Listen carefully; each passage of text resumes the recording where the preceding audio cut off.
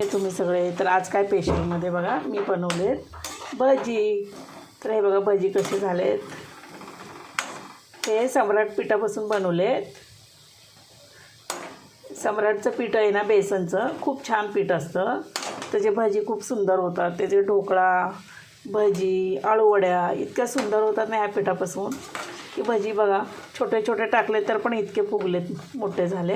आणि मी तर मोठेच बनवते, छोटे बनवतच नाही भजी. तर हे बघा इथे मी बनवून ठेवलेत भजी. बघा किती सुंदर झालेत बघा. हे बघा केवढे मोठे झालेत भजी. हे बघा त्याच्यामध्ये जिरा पावडर टाकले, कांदा, कोथिंबीर, थोडीशी मिरची टाकले, जास्ती नाही टाकली, लहान मुलं खातात म्हणून. आणि चवीला पण छान लागतात हे पिठाच्या भजी. एकदम मस्त होतात पिठाचे आणि एकदम खुसखुशीत, आतून नरम, छान होतात. तुम्ही पण सम्राट पिठाचे बनवून बघा भजी कसे होतात ते. तर मला पण यूट्यूबमध्ये जाऊन लाईक आणि सबस्क्राईब करायला विसरू नका. मंगल मामाने यूट्यूब चॅनल आहे, लाईक आणि सबस्क्राईब करा, कमेंट पण करा. चला तर बाय.